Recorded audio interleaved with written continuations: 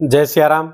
मैं आचार्य राजेश श्री राम जन्मभूमि अयोध्या से। प्रिय दर्शकों, 14 मार्च 2024 की दोपहर 12:40 पर आत्मा, पिता, मान सम्मान, उच्च पद प्रतिष्ठा, उच्च सरकारी नौकरी, जीवन में सर्वत्र सफलता के जो कारक हैं वो सूर्य देव अपनी वर्तमान शनि की मूल त्रिकोण राशि कुंभ राशि को छोड़ करके देवगुरु बृहस्पति की जल तत्वीय राशि मीन राशि पर गोचर कर जाएंगे। तुला वृश्चिक राशि के जातकों पर इसका क्या प्रभाव पड़ेगा, इस पर आधारित ये वीडियो है। इस वीडियो को अपने चंद्र राशि के आधार पर देखिएगा। यदि आपको अपनी चंद्र राशि नहीं पता है तो इसको अपने प्रचलित नाम के आधार पर भी देख सकते हैं। वृश्चिक राशि के जातकों के लिए ये गोचर बहुत ही श्रेष्ठ होने वाला है, क्योंकि वृश्चिक राशि के जातकों के लिए सूर्य दशम स्थान के स्वामी है और मूल त्रिकोण प्रथम त्रिकोण में विराजेंगे, तो फलता ये केंद्र त्रिकोण राजयोग बना करके बैठेंगे। और दशमेश जब पंचम बैठता है तो ये जातक को विद्या, बुद्धि, तर्क शक्ति, लॉजिकल पावर, एनालिटिकल पावर को ये बढ़ा देता है। फलता जातकों के लिए बहुत ही शुभ होगा। लेकिन ये केवल सूर्य के प्रभाव तक ही ये गोचर सीमित नहीं रहेगा। कुछ मामलों में सूर्य का गोचर बहुत विशिष्ट है। पहली बात तो सूर्य यहाँ पर उच्चाभिलाषी है। पहला, सूर्य यहाँ पर उच्चाभिलाषी है। जैसे कोई ग्रह जब उच्च का होता है तो अपना श्रेष्ठ फल देता है, लेकिन अगर कोई ग्रह उच्चाभिलाषी हो जाता है तो वो भी उच्च के तरह ही श्रेष्ठ फल देता है। तो सूर्य यहाँ पर श्रेष्ठ फल तो दे रहे हैं, लेकिन साथ में उनके राहु विराजमान है। राहु सूर्य के प्रभाव को कम करेंगे, क्योंकि ये सूर्य ग्रहण योग है। सूर्य जल तत्वीय राशि पे आकर ऐसे भी अपनी क्रूरता, उष्णता को छोड़ चुके हैं और राहु भी साथ में बैठ गया है, इसलिए थोड़ा सा ये ग्रहण योग प्रभावित कर सकता है। और सूर्य राहु का ये योग विद्या में कुछ बाधा पैदा करता है, कुछ समस्याएं पैदा कर सकती, कुछ अड़चने आ सकती है। यदि छोटे बच्चे हैं उनका पढ़ाई से मन भटक सकता है, लेकिन ऐसे जातक जो अपनी पढ़ाई से मन को भटकने नहीं देंगे तो निस्संदेह उनको बड़ी सफलता प्राप्त होने जा रही है। प्रतियोगी परीक्षाओं में सफलता प्राप्त होगी, नई नौकरी प्राप्त होने के जबरदस्त योग बने हुए हैं और उच्च पद प्रतिष्ठा प्राप्त करने के योग बने हुए हैं।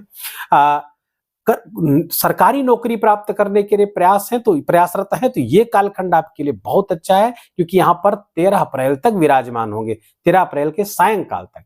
तो ये कालखंड लगभग 29-30 दिन का बहुत ही शानदार आपके लिए इस दृष्टिकोण से है नौकरी प्राप्त करने की, चाहे वो सरकारी हो चाहे वो प्राइवेट हो। काम की तलाश है तो तलाश आपकी पूरी होने वाली है और बड़े शानदार ढंग से पूरी होने वाली है। दूसरा, सूर्य यहां पर बैठ करके आपके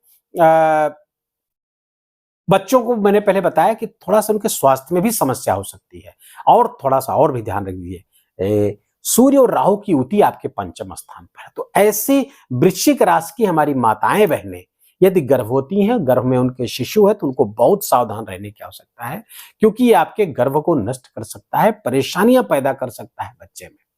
तो थोड़ा सा सावधान रहने की आवश्यकता है। और उसके लिए मैं एक बहुत विशिष्ट उपाय हमेशा से बताता रहता हूं, आपको फिर से मैं दोहरा दूं कि आप लाल पेन से और कॉपी मंगा लीजिए। अखिल विश्व गायत्री परिवार की शाखाएं हर जगह, हर शहर पे, गांव में हर जगह उनकी शाखाएं हैं। वहां से आप गायत्री मंत्र लेखन की पुस्तिका मंगा लीजिए और उस पुस्तिका पर गायत्री मंत्र का लेखन करिए। ज्यादा से ज्यादा हो सके तो 3 पेज जरूर लिखिए।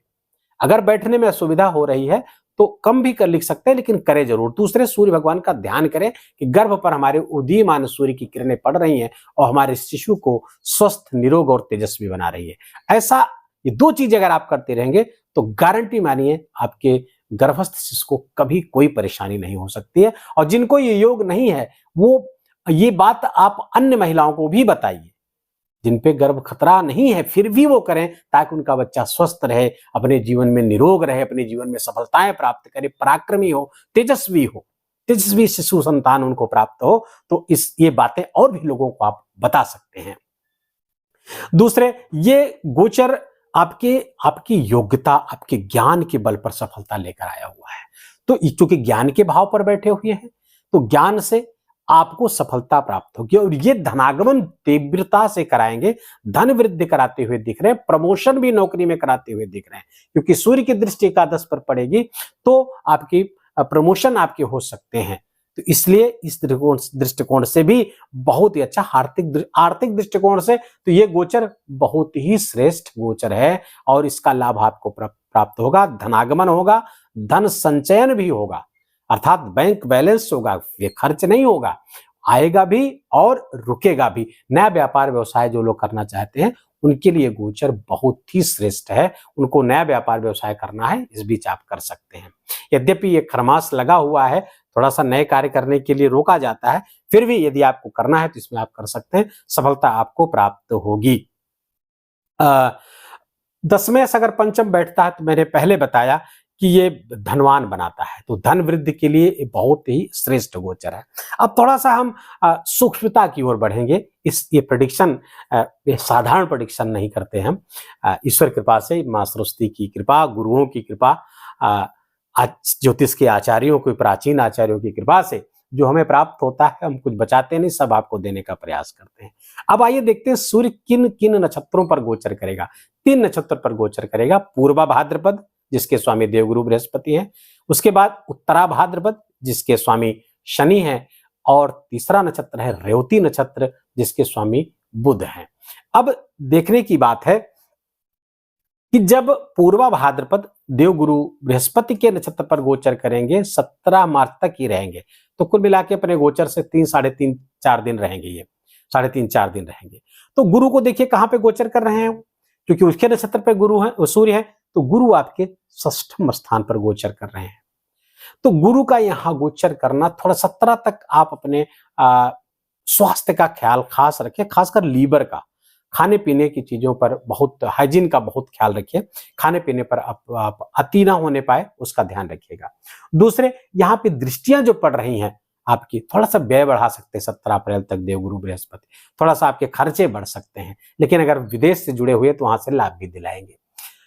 राज्य में आपके काम, सरकारी काम बनते हुए दिखेंगे, ये देवगुरु बृहस्पति के नक्षत्र 17 अप्रैल तक है। लेकिन उसके बाद जब शनि के नक्षत्र पर, उत्तरा भाद्रपद नक्षत्र पर आएंगे, 17 मार्च से 31 मार्च तक उस पर गोचर करेंगे, और शनि को देखें कहां गोचर कर रहे हैं, आपकी गोचर कुंडली में चतुर्थ स्थान पर, अपनी मूल त्रिकोण राशि पर शश नामक पंच महापुरुष राजयोग बना करके शनि यहां पर गोचर कर रहे हैं। फलतः सूर्य जब उत्तरा भाद्रपद नक्षत्र पर आएंगे तो शनि के शुभ प्रभाव में बहुत वृद्धि हो जाएगी, और राजनीति में आपको सफलता प्राप्त हो सकती है, पॉलिटिक्स में सफलता, कैरियर में बहुत जबरदस्त उछाल आ सकता है, नई श्रेष्ठता हासिल कर सकते हैं, आपके उच्चाधिकारी आपसे प्रसन्न होंगे, आपकी कार्य करने की ऐसी विलक्षण शैली होगी जिससे उच्चाधिकारी प्रसन्न होंगे, आपके साथ काम करने वाले, आपके नीचे काम करने वाले सब लोग प्रसन्न होंगे, और कार्य क्षेत्र पर आपका जबरदस्त दबदबा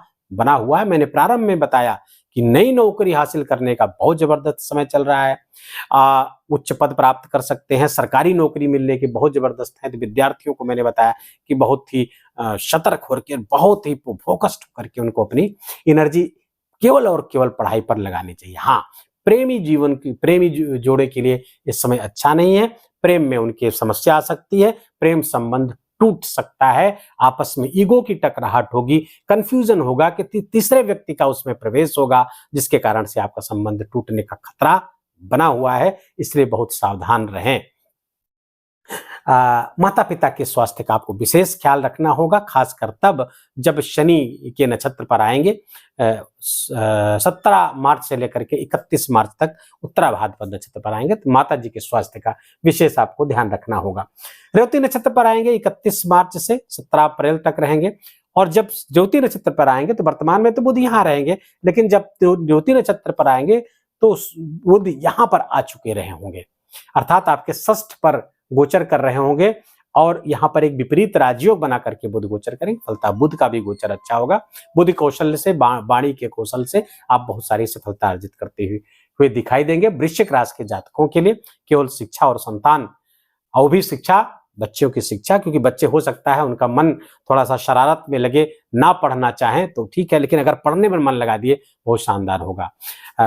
तो कुल मिलाकर के वृश्चिक राशि के जातकों के लिए ये बहुत ही श्रेष्ठ गोचर है, इसका आप लाभ लीजिए। लेकिन लाभ बढ़ेगा कैसे, उसका भी उपाय बता देता हूं। सूर्योदय के पहले बिस्तर जरूर छोड़ दें, सूर्य भगवान को अर्घ दीजिए, उगते हुए सूर्य को, गायत्री मंत्र का जप करिए, सूर्य गायत्री मंत्र का जप करिए और आदित्य हृदय स्तोत्र का पाठ करिए। 3-4 काम यदि आप करते रहें जीवन भर, इसी गोचर के दौरान नहीं, जीवन भर इस प्रारंभ में प्रातः के 3-4 कार्य अगर आपके जीवन शैली में शामिल हो जाते हैं, आपको असफलता का मुंह नहीं देखना पड़ेगा। शत्रुओं पर हमेशा हावी रहेंगे आप, चारों तरफ से सकारात्मक वातावरण बनेगा।